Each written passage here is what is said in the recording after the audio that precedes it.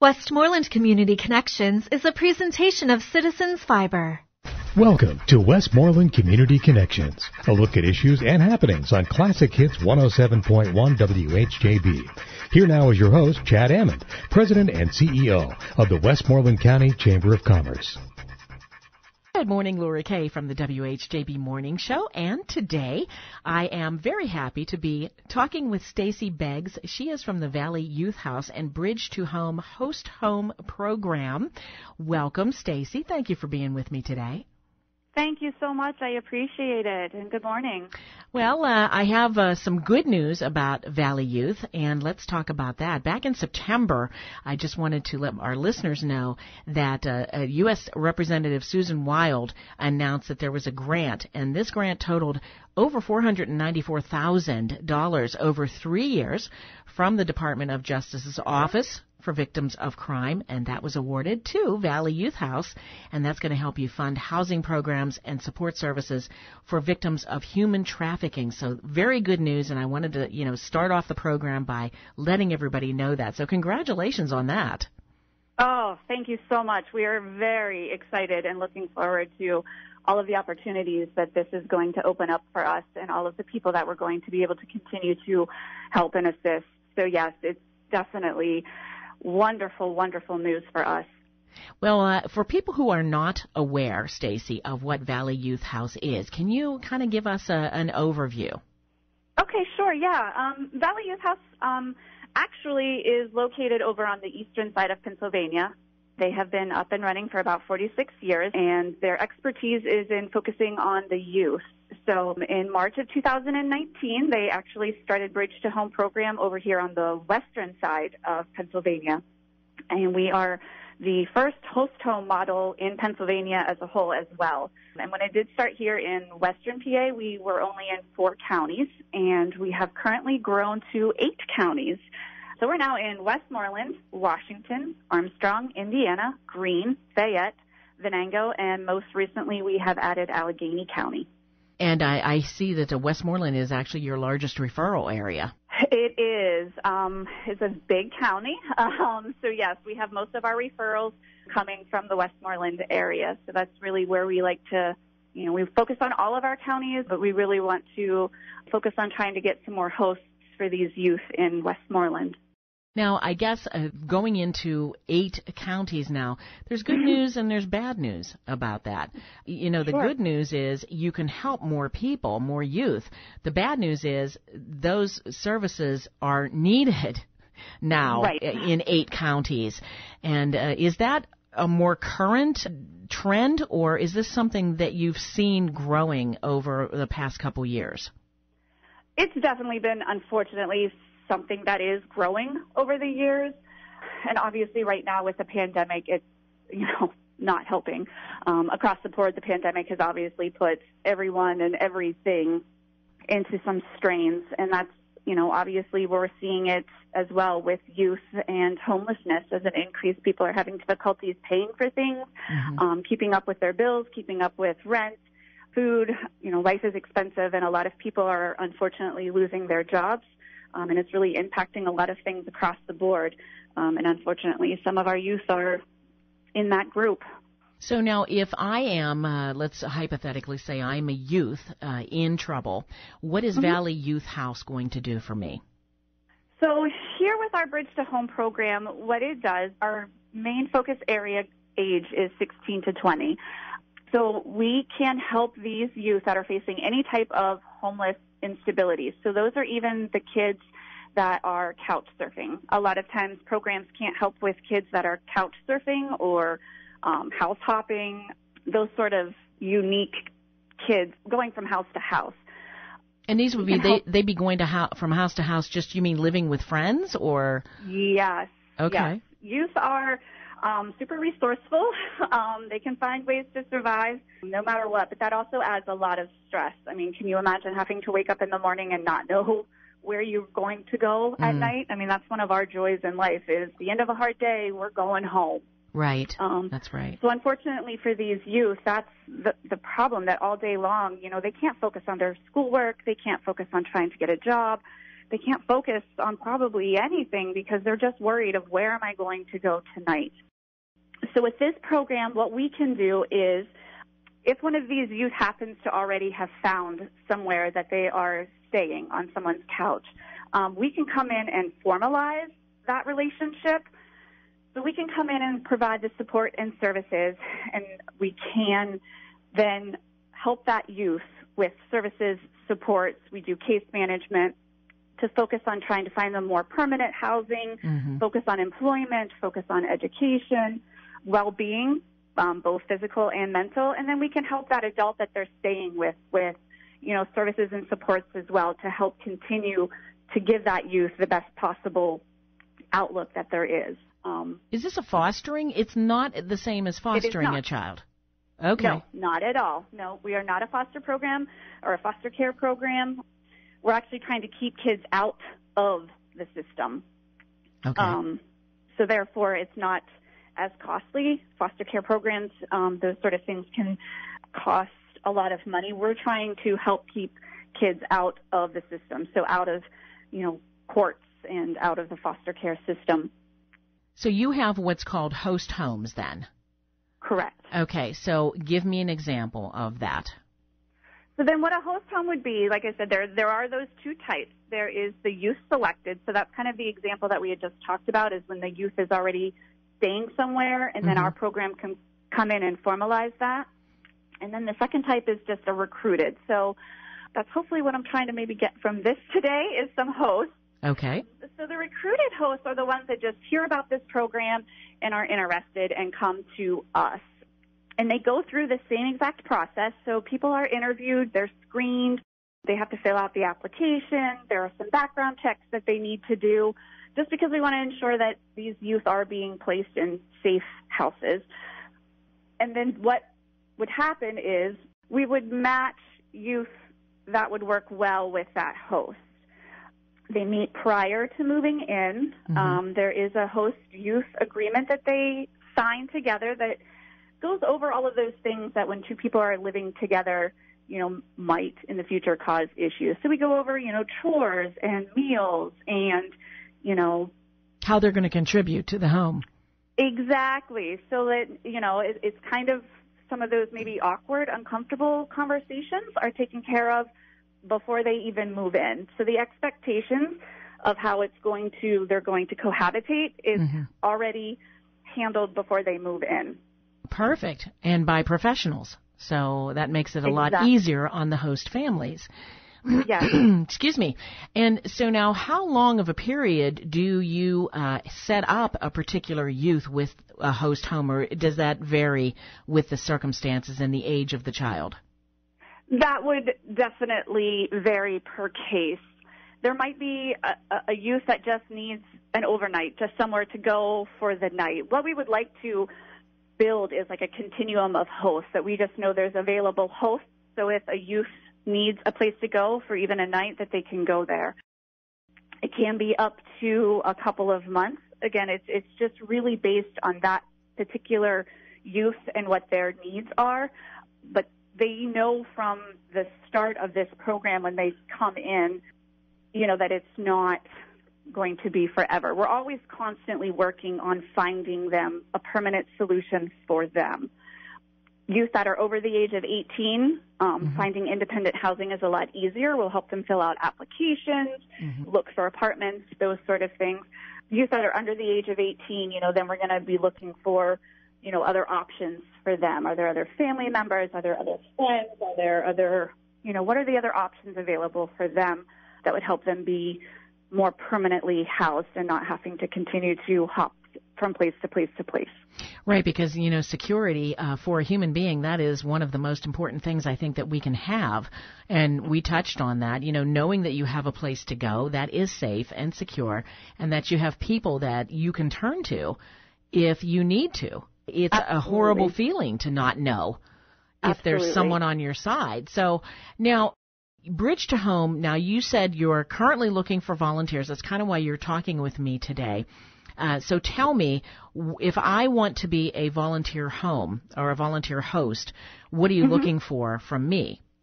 So you would need to start with either contacting myself My number is 724-689-4010. You can also contact our program coordinator, Carol Dunlap.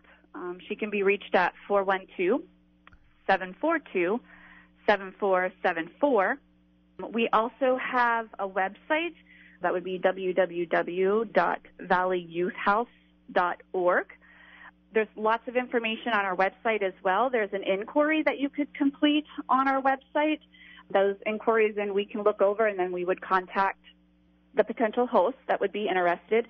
You can give us a call if you have questions. We'd love to answer them, explain anything else further in detail. And like I said, the first step of the process is obviously contacting a staff member from Bridge to Home, answer any questions, and then start the application. They're just basic demographics. It's not a very in-depth application. And then we would go from there to start maybe working on the background checks, the next steps that we would need after you felt comfortable wanting to follow through with this program. And I see that you, the host homes or the families, are not only are you asking them to come forward, but you're screening them for safety reasons. You are training them, and you're supporting them with the program Host to Home.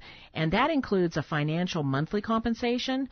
And I think you touched on that earlier. You're going to help these host families cover some of the basic costs that they would have if they took in a youth. Correct.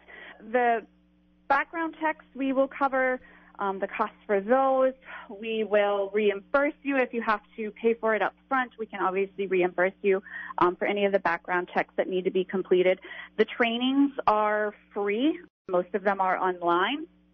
We can also come and work with you. I've worked with a couple of hosts where I have come to their home with my laptop, and we've sat and done the trainings together. We really want to, be as supportive and there for our hosts as well as our youth as we possibly can be. And then, yes, there is some financial compensation to offset the cost of basic needs.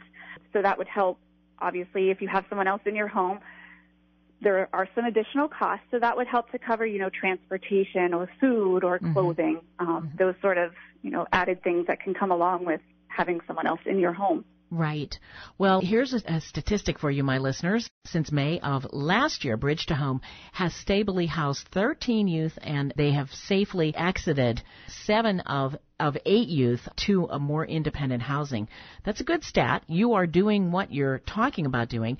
And I think one of the most important points is you're not necessarily making a youth dependent on someone. You are giving them a place to turn when they need it, but you are also teaching them going forward how they can take care of themselves.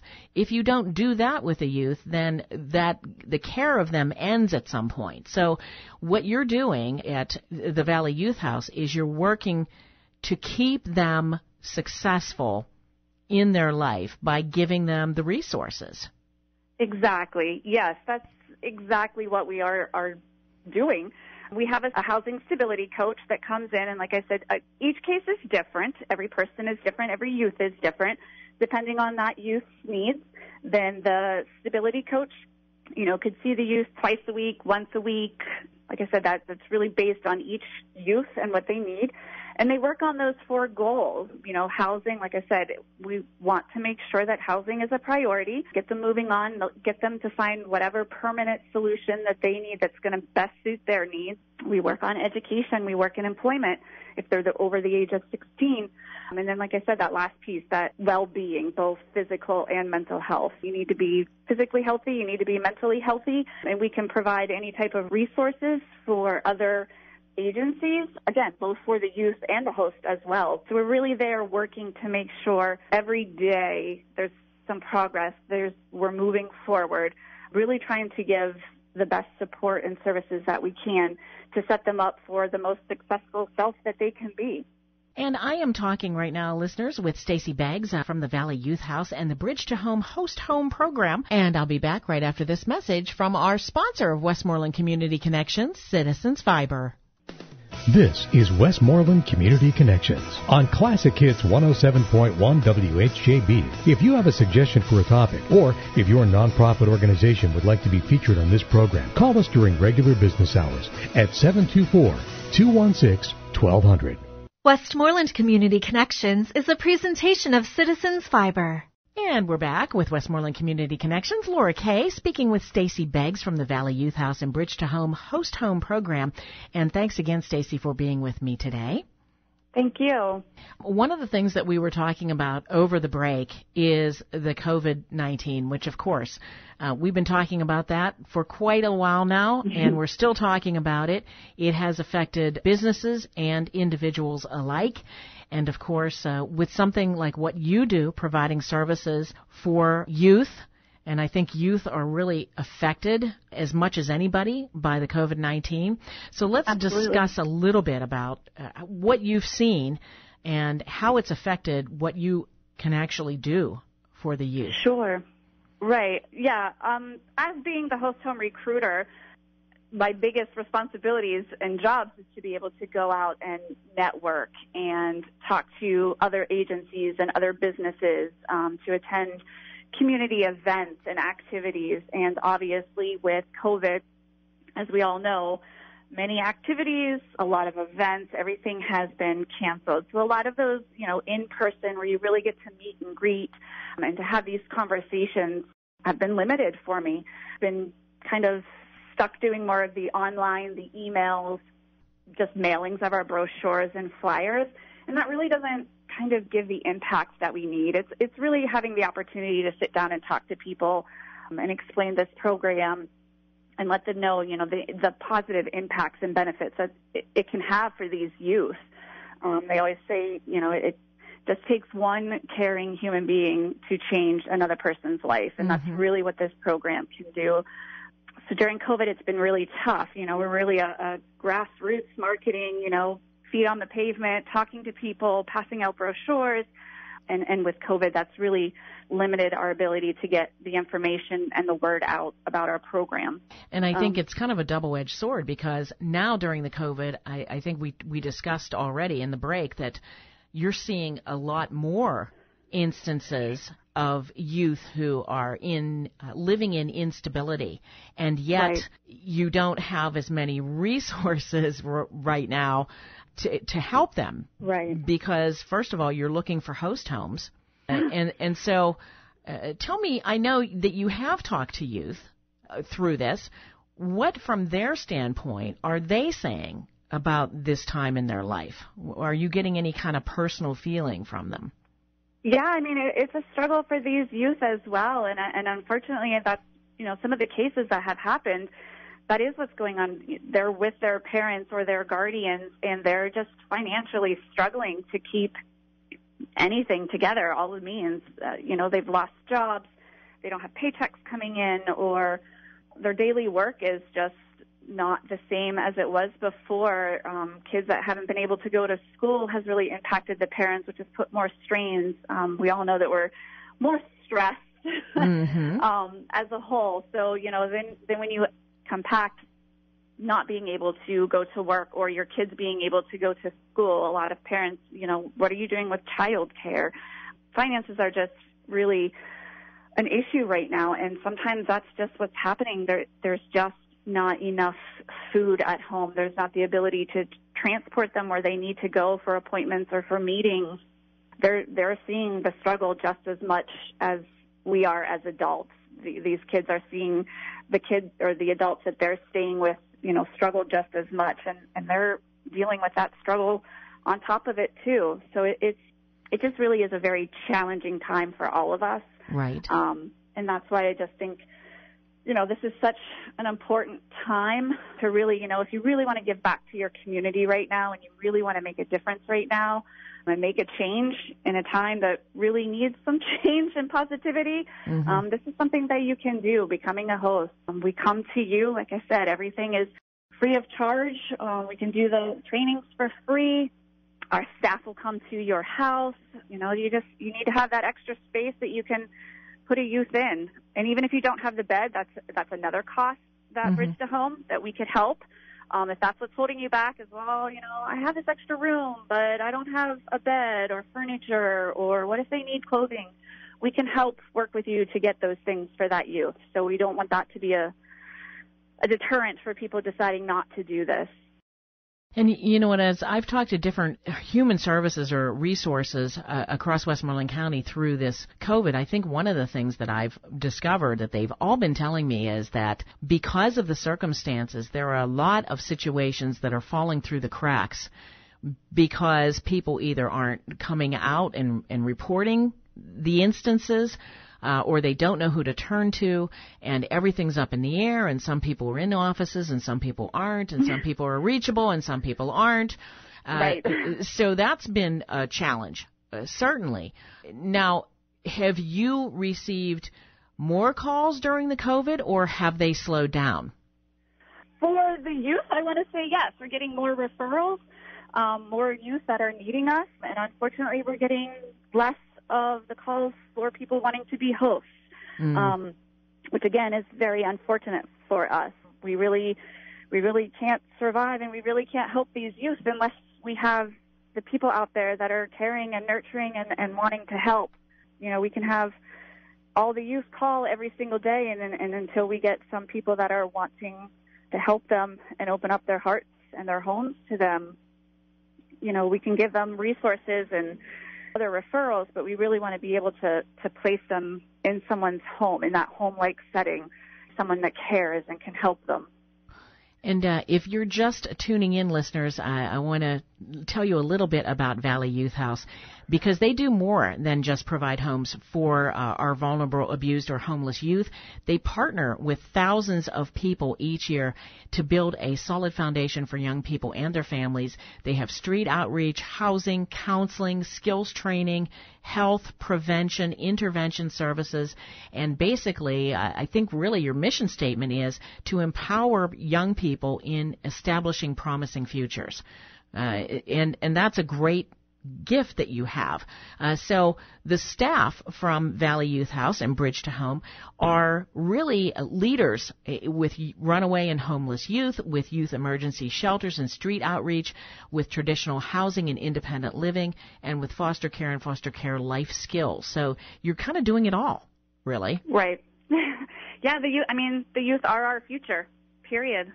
You know, we need to be there for them. We need to support them. We need to give them everything that we can for them to have the brightest future, because they are our future. And you are a host home recruiter, so you're the one actually that they would speak with, right, when they contact you if they want to become a host home. Correct. Yep. Yeah, they would talk to me. They could also talk, like I said, to my supervisor, the program coordinator, Carol Dunlap. We'd both be more than happy to answer anyone's questions, give any more explanations that they might need. We definitely don't want anyone to not do this because they're just not sure. Give us a call. Let us explain this to you.